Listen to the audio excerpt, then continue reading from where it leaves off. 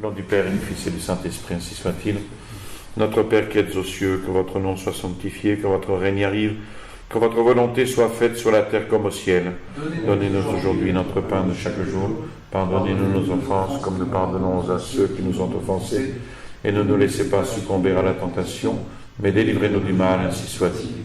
Saint Pie X, au nom du Père et du Fils et du Saint-Esprit, ainsi soit-il.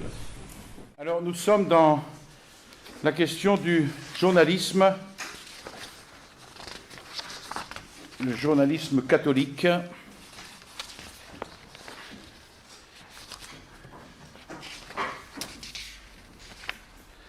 C'est-à-dire Saint Pie X face au journalisme.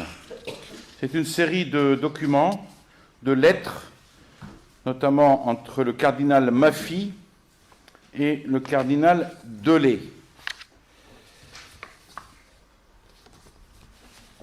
Voilà le contenu d'une des lettres.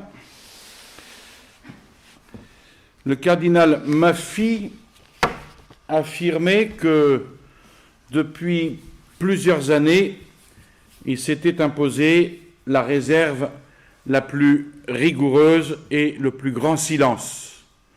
Rappelez-vous que sa dernière lettre remonte à 2 ans auparavant.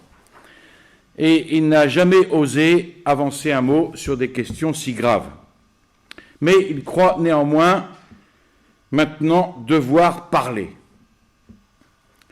Si je me trompe, que votre éminence, donc c'est une lettre au cardinal Delay, si je me trompe, que votre éminence jette au feu ma lettre, qu'elle me pardonne et tout sera fini. Mais avant de dire que je me suis trompé, examinez et voyez. Alors, beaucoup d'évêques sont préoccupés par le contenu de certains journaux, les journaux qu'on a appelés intransigeants ou intégristes, la Riscosa, l'Unità et d'autres, concernant les évêques et le clergé.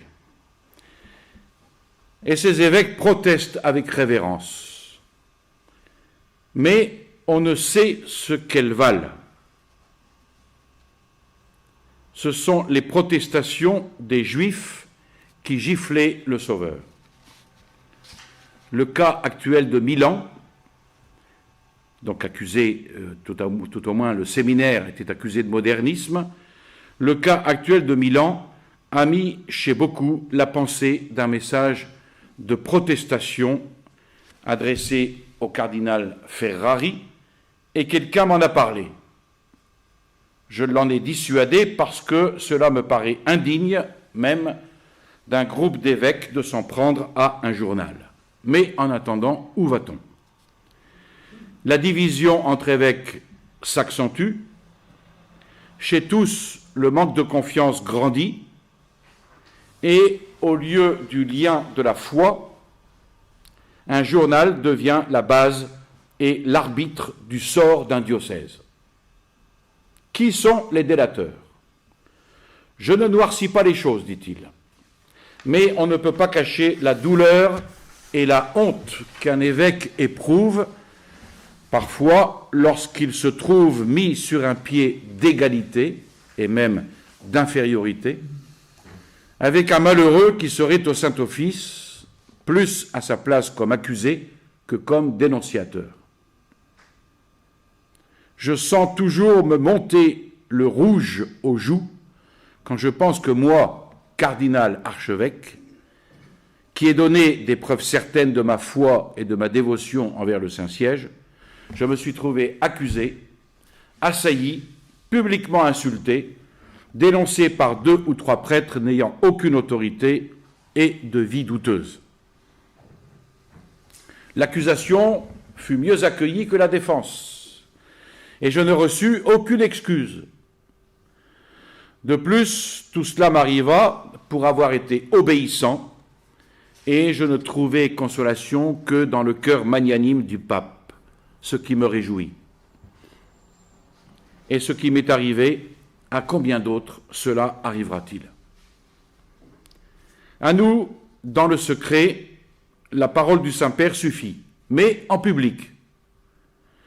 J'espère ne jamais abuser de la bienveillance du Saint-Père, pour lequel je donnerai non une fois, mais 100 fois ma vie. Mais combien souffre-t-on en voyant qu'à Rome, au Vatican, on tend à étouffer la parole même du Saint-Père. Il y a beaucoup de dialectique là-dedans. En fait, on n'a pas l'impression d'être allé directement trouver le pape. Et je sais que plus d'une personne, à cause des contradictions des secrétaireries et des autres dicastères, a dû revenir sur sa bonne foi qui lui faisait croire que la parole du pape était souveraine. Le cardinal Maffy poursuit sa lettre en affirmant que les misères ne sont pas à tolérer. Ensuite, il se plaint, le premier à être interrogé, écouté et cru dans ses affaires doit être pourtant l'évêque. Si l'on doute d'un évêque, que l'on écoute les autres. Ne prêtez pas attention à un quelconque malheureux, peut-être fâché d'être resté dans l'antichambre, qui s'érige juge et censeur et crée des difficultés là où il en existe tant. Ici, il fait référence à Milan, donnant comme exemple le séminaire, où, dit-il, nous avons des prêtres exemplaires, dont beaucoup sont très vénérés, et les voilà la risée de tous. Et ils en sont réduits à ne pouvoir se défendre. Et il se plaint comme quelque chose d'affligeant d'être contraint de subir la persécution. Je connais des prêtres accusés de modernisme qui voulaient porter plainte contre l'UNITA et il leur fut conseillé d'avaler et de se taire. De là, affirme-t-il encore, une atmosphère générale de méfiance, de faiblesse et d'inaction. Et puis, il s'attaque à la production littéraire. Ils font tous de la publicité pour l'antimodernisme. Il n'y a plus aucune publication de valeur ou qui émerge. Les évêques se déclarent heureux pour avoir exclu l'Unione de Milan. Regardez si, là où on entend certaines exclamations d'orthodoxie, il existe des associations, des cercles, des bibliothèques. Rien. Si l'on se soucie d'organiser un congrès, pas même en rêve. Qui sont les premiers à se soustraire à l'obéissance?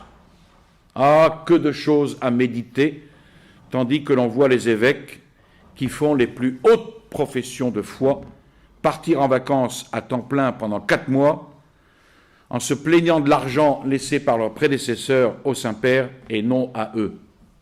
Que faire? Rien.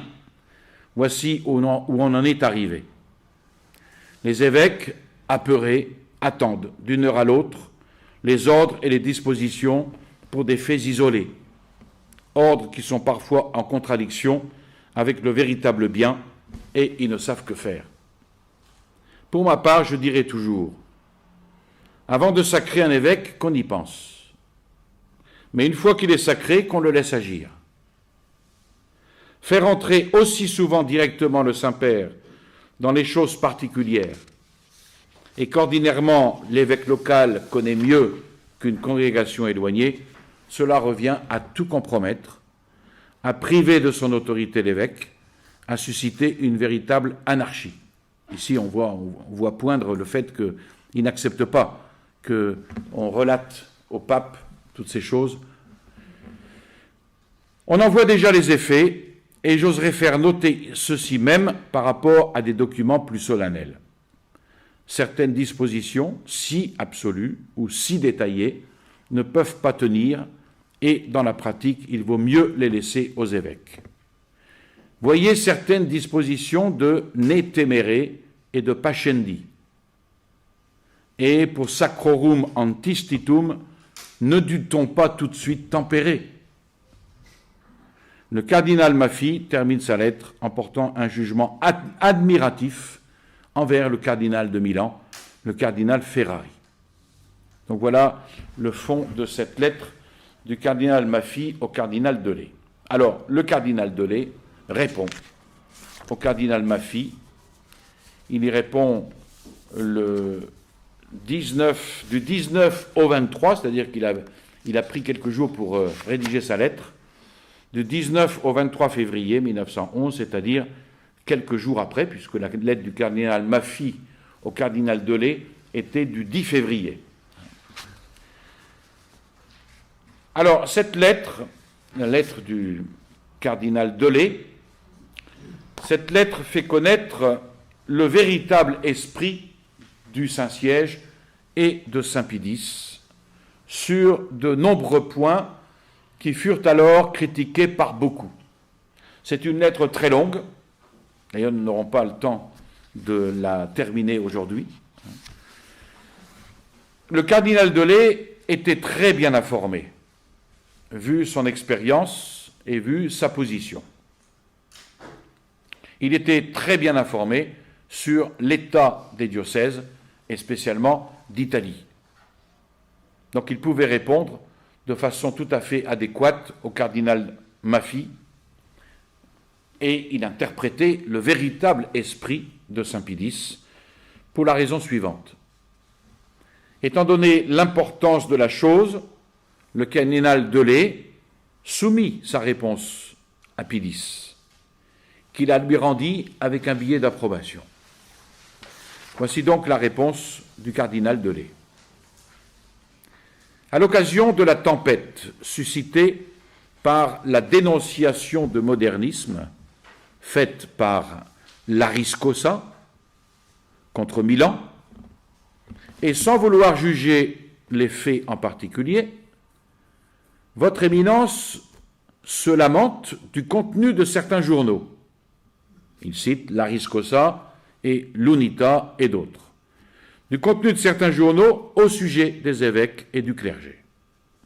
Et il dit, la division s'accentue, les méfiances augmentent chez tous, et au lieu du lien de la foi, comme on l'a vu, un journal devient le fondement et l'arbitre du sort d'un diocèse.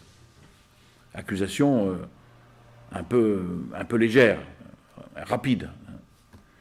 Le cardinal Delay fait alors certaines observations. Il y a, et il y aura toujours dans l'Église et la société, des zélés et des tièdes. Aujourd'hui même, dans la fraternité Saint-Pédis même, il y a les deux. Donc il y aura toujours dans l'Église et la société des zélés et des tièdes. De même qu'il y a des bons et des méchants. Ça c'est clair. L'histoire de l'Église, toute l'histoire de l'Église est là pour le montrer. L'époque des Ariens et des Pélagiens au IVe siècle, les luttes souvent si vives de Saint Jérôme, et c'était pourtant un saint, et le langage de Saint Jérôme, c'était pas un langage de midinette, ni de mauviette. Les querelles du probabilisme, les querelles du jansénisme, il suffit de voir ici à Marseille le monseigneur de Belzins contre le jansénisme, avec notamment les oratoriens de Marseille. On verra toujours cette division.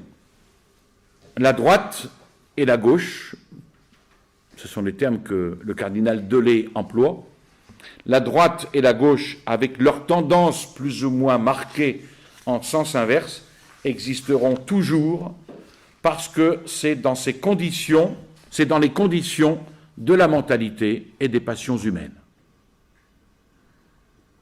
Et cette droite et cette gauche existent également aujourd'hui sur la grande plateforme en arène qui agite présentement l'Église. Alors, il existe une école qui flatte, qui soutient le principe des idées larges, du minimum à croire, du minimum à faire, une école qui, de degré en degré, descend au rationalisme pur, au scepticisme ou au panthéisme.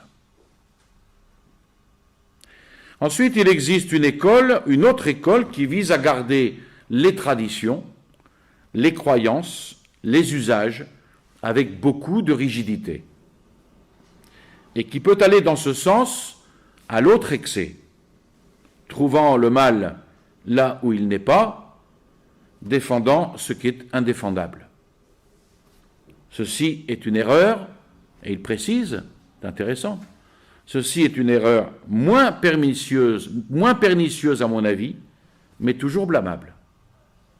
Donc il prend évidemment position pour cette deuxième école, tout en reconnaissant le caractère blâmable de certaines affirmations. L'une et l'autre école, qu'on retrouve d'ailleurs aujourd'hui, on retrouve toujours la même chose, l'une et l'autre école a ses journaux à l'intérieur et à l'extérieur de l'Italie. En Italie, pour l'école libérale, il y a l'Unione, l'Avvenire de Bologne, il Momento, il Corriere d'Italia, il Cittadino di Genova. Pour l'école conservatrice, il y a les journaux cités par le cardinal Maffei, notamment la Riscosa et l'Unità. Le cardinal Delay admet sans difficulté que les journaux de l'école conservatrice, et il utilise ce terme, dans leur zèle conservateur, ont parfois dépassé les justes limites. Ça peut arriver chez nous, par exemple, parfois. On peut dépasser les justes limites. Donc il reconnaît, ils ont parfois dépassé les justes limites, jugeant trop sévèrement certaines paroles, certains écrits ou certains faits, ou bien en tirant de certains faits publics déplorables des conséquences trop larges et injustes. C'est vrai. Mais il ajoute, doivent-ils être considérés comme la cause de tous les maux dans l'Église? Se taire et être supprimés? À mon avis, non. Ceux qui sont la cause de tous les maux dans l'Église, c'est bien l'autre école. Par contre, oui, il y a des excès, qu'ils se corrigent donc de leurs erreurs, de leurs différentes façons de faire, comme doivent se corriger tous ceux qui se trompent. Mais ces journaux doivent être conservés, parce qu'ils exercent leur salutaire influence de tempérance sur les dangereuses et souvent fausses théories de ceux qui ont les idées larges. C'est intéressant cette analyse. Ces journaux, peut-être un petit peu excessifs, ils doivent être conservés parce qu'ils exercent une influence de tempérance par rapport à ceux qui ont les idées larges. Donc ceux qui ont les idées larges, les idées libérales, ils vont se calmer un petit peu à cause de ces journaux peut-être un peu excessifs. Et le cardinal Delay cite alors le numéro de l'Unione, qui est un journal de l'école libérale, du 18 février 1911, où se trouve un article intitulé « Modernisme ?» point d'interrogation. Dans cet article, le journal rapporte le jugement d'un personnage influent et il le fait sien. Et il conclut ainsi, en somme, l'intransigeance est toujours et tout entière dans la vieille devise « Frangar et non flectar », ça veut dire « je serai brisé et ne fléchirai pas », à laquelle vous, de l'Unione, avez substitué l'autre devise « Flectar et non frangar », je fléchirai et ne serai pas brisé. D'où vos contacts avec la vie moderne, intellectuelle, politique, administrative, sociale, contacts qui exigent complaisance et transaction, d'où en particulier votre pauvre ouvrage sur le terrain constitutionnel, qui vous donne un certain moyen d'exercer qui vous donne un certain moyen d'exercer en bien des influences notables, mais qui suppose l'abandon de tant de réserves, dans lesquelles la pensée catholique sembla si longtemps devoir se cristalliser. Et le journal conclut, c'est vrai, c'est ainsi. Or, il est évident qu'avec le flectar et non frangar, c'est-à-dire je fléchirai et je ne serai pas brisé, non seulement on mettra de côté la condition du pontife romain, mais beaucoup d'autres points, même fondamentaux, tels que la vie intellectuelle moderne le demande, et tout cela ira finir dans le bagage inutile du passé. Or, n'est-il pas bien, et même, n'est-ce pas une nécessité, qu'il y ait des journaux qui portent les principes sains, qui donnent l'alarme contre les idées fausses et dangereuses de la voie libérale, idées qui sont répandues par des journaux de cette tendance et avec beaucoup de dommages, parce qu'ils prétendent avoir et qu'ils ont le nom de catholiques? Voudrait-on que le pape et les évêques entrent toujours en lice à chaque erreur, inexactitude qui s'imprime et qui se dit? Ceci est impossible. Mais cette fonction modératrice contre la presse progressiste doit se faire sur le même terrain et par d'autres journaux conservateurs. Il revient encore sur cette fonction modératrice qu'exerce justement cette presse intransigeante. Le cardinal Delay accepte que dans cette querelle, on dépasse parfois les limites. Mais où est la faute? Des deux côtés.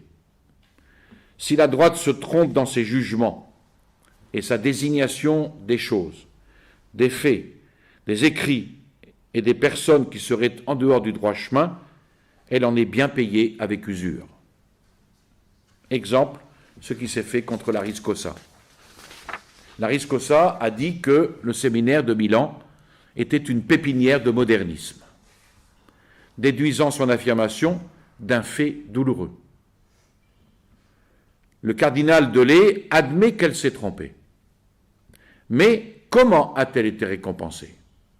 Le journal, les rédacteurs furent traités de fous, de pamphlétaires, de calomniateurs, de malfaiteurs de la plume. On a même contrôlé leur vie privée. Ils ont été blâmés, non seulement dans les journaux, mais de la manière et dans les formes les plus solennelles. Comme on oserait à peine condamner un outrage à la religion ou au souverain pontife. Donc il veut bien dire que si là-dessus il y a eu quelques erreurs, eh bien, ils en ont été largement corrigés. Après cela, et en partant de ces faits, il ne me semble pas que soit exacte la plainte que votre éminence met sur les lèvres de ceux qui se trouvent accusés de libéralisme ou de modernisme par les journaux conservateurs. C'est cela encore qui afflige la contrainte de subir la persécution, dit-on. Mais en réalité, dans le cas récent de Milan, comme dans beaucoup d'autres, ceux qui ont été accusés par les 10 journaux se sont bien défendus. Ils n'ont pas du tout été obligés de se taire, ni de subir le préjudice en silence, comme l'accuse le cardinal Maffy. Le cardinal Maffy fait allusion à l'Unione, qui fut contrainte de retirer la plainte intentée par elle contre l'Unità pour diffamation. Voici donc la contrainte. Et le cardinal Delay répond: en premier lieu, l'Unione pouvait se défendre par le moyen même par lequel elle avait été accusée et, selon elle, offensée. La contrainte ne concernerait donc qu'un moyen de défense. En second lieu, la défense du journal, par des mots, et mieux par les faits, est la façon habituelle que tous les journaux utilisent pour polémiquer. J'ai vu tant de fois les journaux se disputer pour des querelles d'idées, mais je ne me souviens pour ainsi dire pas qu'ils aient jamais mis à contribution les tribunaux pour trancher d'une question. Donc cette méthode de défense, qui s'utilise généralement, était d'autant plus à adopter dans le cas de l'Unione qu'une querelle en diffamation pour des accusations de modernisme avait plus ou moins pour conséquence de faire juge d'orthodoxie un tribunal laïque, ce qui ne pouvait être admis. On ne pouvait pas juger d'une affaire ecclésiastique, faire juger une affaire ecclésiastique par un tribunal laïque. Il y avait des tribunaux ecclésiastiques pour ça. Il était donc juste, et ce n'était pas un mal, de remettre l'Unionnais sur le bon chemin. Et finalement, pourquoi l'Unionnais n'a-t-elle pas eu recours aux tribunaux ecclésiastiques? Là, si elle voulait se défendre, c'était le cas de prouver son orthodoxie et la calomnie de l'UNITA. Parce que sinon, en s'adressant aux tribunaux laïcs, il est évident que bien de ces juges ne connaissaient rien du modernisme. Tandis que s'il s'était adressé aux tribunaux ecclésiastiques, ça aurait été difficile pour lui de prouver son orthodoxie et la calomnie de l'UNITA. Mais elle s'en est bien gardée, évidemment, de s'adresser aux tribunaux ecclésiastiques. Le cardinal Maffy ajoute que les accusés ou diffamés ont le droit de dire « ou vous pourvoyez ou nous pourvoyons ». Ce à quoi le cardinal Delay répond « c'est là un dilemme très spartiate qui, en pratique et de façon chrétienne, subit et doit subir beaucoup de restrictions. Certes, la défense est très souvent juste et convenable, mais très souvent, il vaut mieux, et c'est plus beau et plus utile, ne pas s'en occuper. Et puis ensuite, le cardinal Delay passe à une autre observation. Je ne me souviens pas bien de l'attaque venue de l'Unità Catholica dont votre éminence s'est tant lamentée et se plaint. Attaque qui semble blesser directement sa propre personne. Certes, cela fut mal. Mais supprimant cela, et peut-être quelques autres cas très rares, quand l'Unità Catholica et la Riscosa quand ont-elles attaqué directement les évêques? Je ne me le rappelle pas. Mais il était très au courant de ce qui se passait dans les diocèses. Ils ont au contraire blâmé l'orientation de certains journaux, de certaines institutions, trouvé à redire à certains discours, à certains livres, à certaines réunions, donné l'alarme sur certains faits. Récemment, à Milan, et c'est là une de ses hardiesses les plus grandes, la Riscosa s'est élevée contre le séminaire. Je comprends le mécontentement de l'évêque de voir attaquer et offenser une institution qui dépend de lui et qui lui est chère. Je comprends encore plus le mécontentement de l'archevêque de Milan en voyant accuser son séminaire, et avec des paroles graves, et dans leur sens objectif et total, excessive et fausse. Mais je ne vois pas en cela une offense contre les évêques. À Rome, il existe un grand mal. Des prêtres qui ont apostasié, on est en 1911, d'autres dont la foi est douteuse et même complètement perdue. La faute en revient-elle au pape ou au cardinal vicaire? À Turin, on sait qu'il existe des centaines de théosophes militants avec leurs livres de prière, leurs réunions, etc. Est-ce la faute de l'éminentissime Ricelmi? À Sora, 5 prêtres, y compris le curé de la cathédrale, adhèrent au fameux congrès de Florence contre le célibat. La chose parut dans les journaux, il y eut des affirmations démenties, des contre-affirmations, des publications de lettres dans Il Mattino de Naples, etc. L'évêque fit parfaitement son devoir, mais supposons que la Riscosa ou l'Unità ait signalé le fait en le déplorant comme il était de leur devoir, l'évêque pouvait-il considérer cela comme une offense personnelle? Pouvait-on dire pour cela que l'Unità et la Riscosa se faisaient juges et arbitres du diocèse de Sora? Jamais de la vie. On peut en dire de même des autres cas. Donc, il réfute cette accusation du cardinal Maffy. Il serait donc bien que l'évêque, dans le cas d'une censure de sujets, de paroles ou de faits, qui ne sont pas siens, défendent également selon la justice qui le concerne, mais séparent les responsabilités et ne se considèrent pas personnellement offensés, ce qui serait vraiment une erreur. Premier point. Deuxième point, tous les jours, de tous les côtés, nous nous voyons critiqués, mal interprétés, accusés de stupidité, d'injustice, le Saint-Siège en premier lieu, puis les évêques. Et cela doit être ainsi.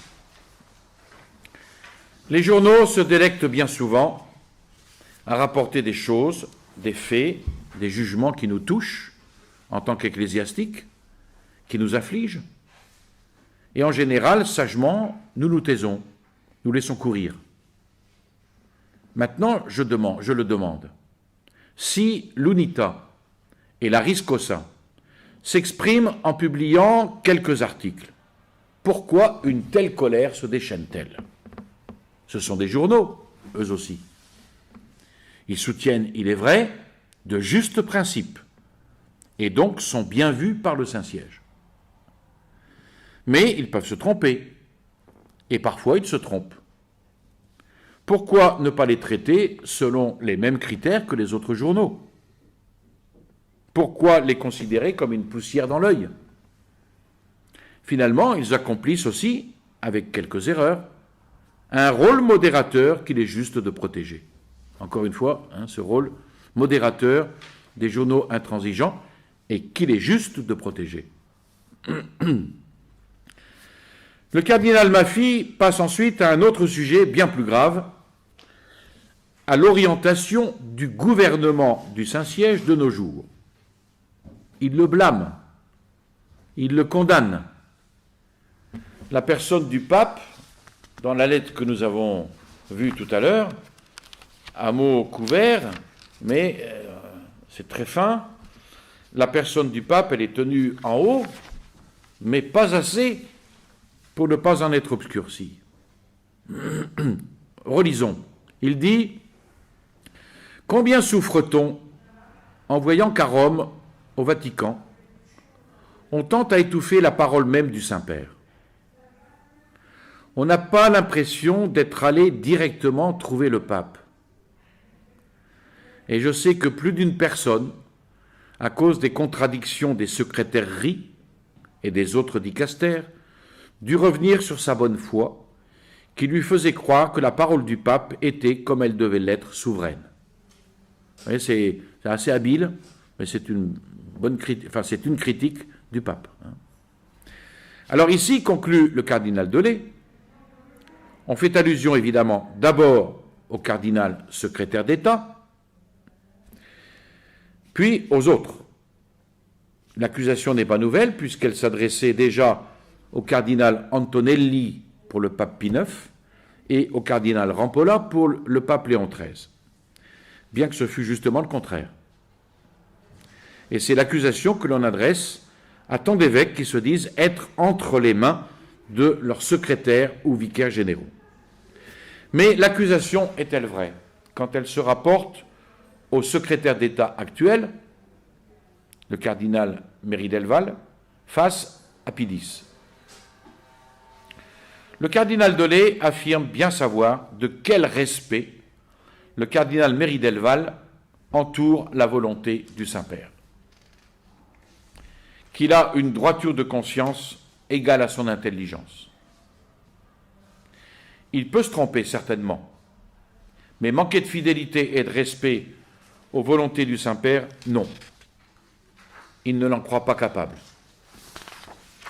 Quant à moi, continue-t-il, je n'oserais pas violenter de quelque façon que ce soit les intentions et l'esprit du pape. Je sais bien qui il est et quel respect il mérite, aussi bien en raison de sa dignité et de son office qu'en tant que personne.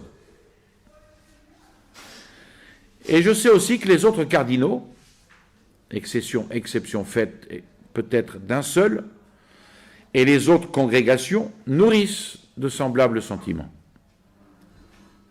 Mais il y a parfois quelque incohérence ou contradiction. Cela peut se faire Dieu seul ne se trompe jamais. C'est vrai. Et les papes aussi peuvent parfois, et justement, changer d'avis. Critiquer les décisions pontificales ne date pas d'hier. Excusez la faute. Si donc certains ont vu parfois les cartes changer et n'ont pas eu ce qu'ils croyaient avoir obtenu, cela n'est pas à imputer à une violence utilisée contre la volonté et l'esprit du pape, mais à bien d'autres motifs. Le cardinal Maffy écrivait « On n'a pas l'impression d'être allé directement trouver le Saint-Père ».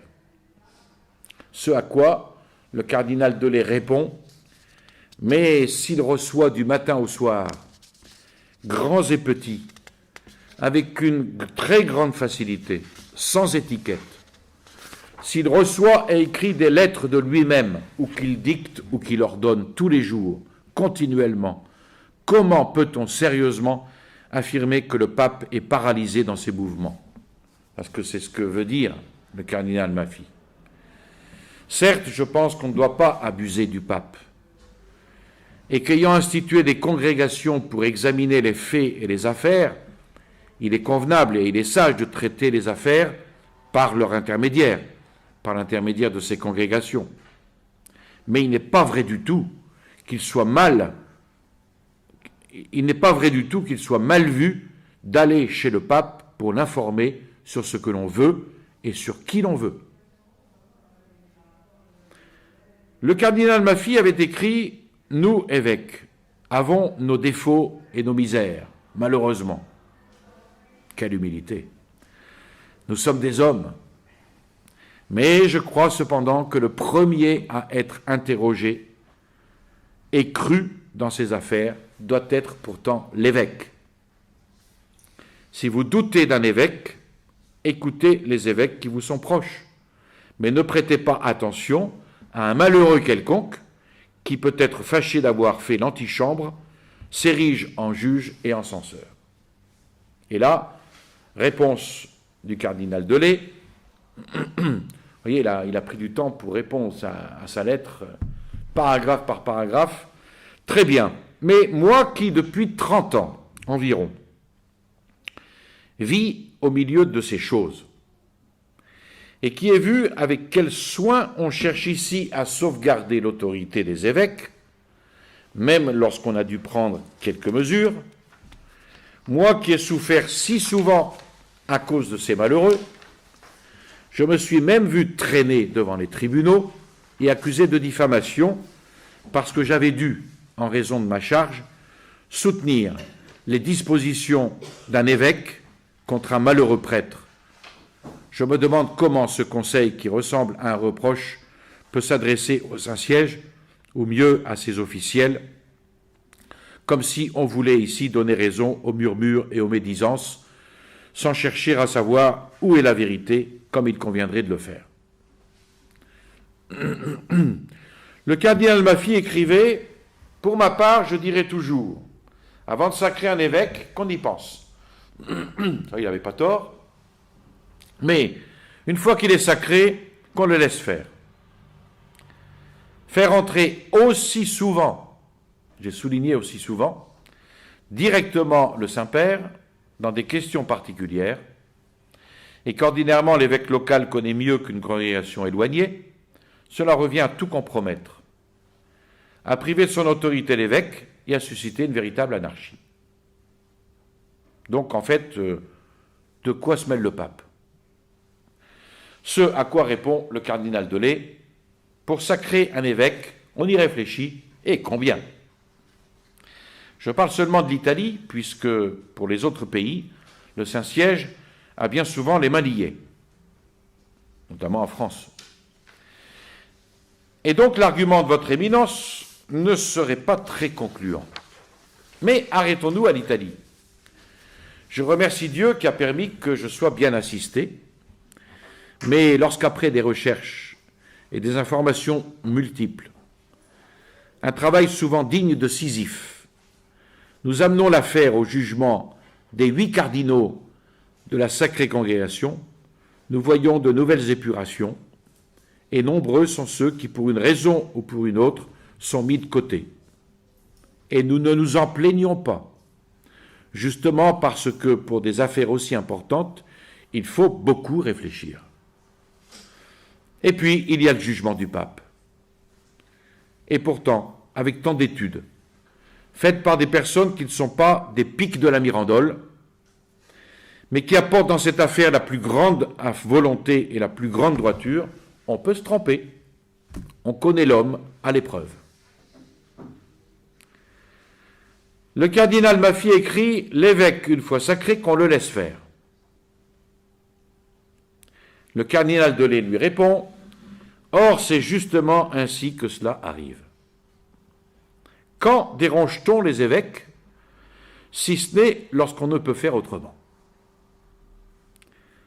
Si le Saint-Siège intervient dans un diocèse, c'est parce qu'on ne peut pas faire autrement, car il est dur de s'entendre dire « Ici, il y a un mal, et un mal grave. Vous pouvez y remédier. Pourquoi ne le faites-vous pas ?» Et puis, c'est le devoir et la raison d'être du Saint-Siège. Je ne vois pas ensuite comment cela pourrait revenir à priver de son autorité l'évêque et à tout compromettre. Les fidèles ne savent-ils pas qu'au-dessus de l'évêque, il y a le pape ? Quand Fénelon retira solennellement ses écrits et se soumit à la sentence émise contre lui, fut-il privé de son autorité ? Non, le Saint-Siège n'abusa pas de sa suprématie. Les évêques non plus ne furent pas discrédités et compromis lorsque le Saint-Siège intervint et modéra leur action, même si dans certains cas particuliers, il peut en être autrement. Et le cardinal Delay lui rappelle alors que lorsqu'il était à Ravenne, et même maintenant, qu'a-t-il eu d'autre du Saint-Père et des services qui en dépendent de lui que de l'aide, des conseils, des attestations d'estime, des mandats de confiance et des honneurs. Je vous salue Marie, pleine de grâce, le Seigneur est avec vous. Vous êtes bénie entre toutes les femmes, et Jésus, le fruit de vos entrailles, est béni. Sainte Marie, Mère de Dieu, priez pour nous pauvres pécheurs, maintenant et à l'heure de notre mort, ainsi soit-il. Au nom du Père et du Fils et du Saint-Esprit, ainsi soit-il.